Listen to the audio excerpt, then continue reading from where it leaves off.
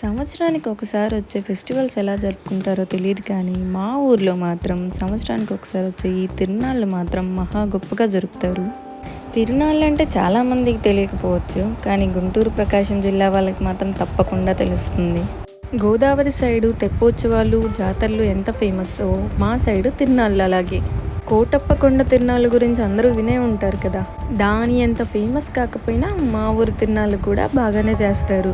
చుట్టుపక్కల ఉండే 10 గ్రామాలకు గాను ఇక్కడే మంచిగా జరుపుతారు. లాస్ట్ ఇయర్ ఎలక్షన్స్ వల్ల జరగలేదు, కానీ ఈ ఇయర్ మాత్రం చాలా బాగుంటుందని ఎక్స్పెక్ట్ చేశాం.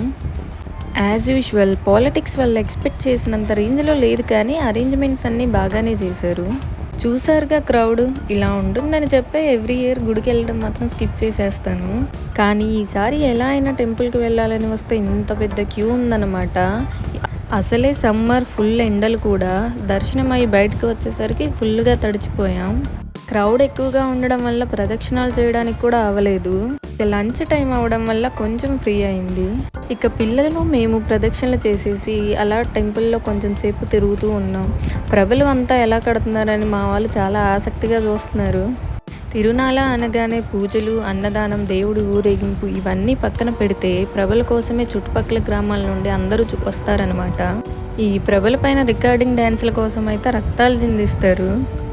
ముసలోళ్ళకి దసరా పండుగ అన్నట్టు వాళ్ళనైతే అసలు ఆపలేము. రికార్డింగ్ డ్యాన్స్లంతా వీళ్ళదే అన్నట్టు ఫీల్ అయిపోతారు.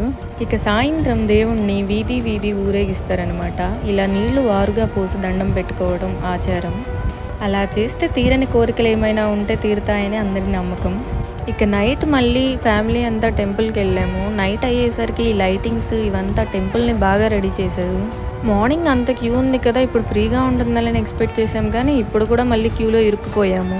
మార్నింగ్ దర్శనం అయ్యి బయటకు వచ్చేలోపు చెప్పులు ఎవరో కొట్టేశారు. అందుకే వీళ్ళు ఇప్పుడు చెప్పులు పెట్టడం కోసం ఒక సేఫ్ ప్లేస్ వెతుకుతున్నారు. ఇక దర్శనం అయిపోయి భోజనం చేశాక ప్రభల దగ్గరికి అయితే వచ్చేసాము. ఇక్కడ మాకే వెల్కమ్ చెప్తున్నట్టు క్రాకర్స్ పేల్చడం స్టార్ట్ చేశారు. నైట్ 10కి స్టార్ట్ చేసి మార్నింగ్ 3-4 వరకు రచ్చ రంబోలానే. ఇక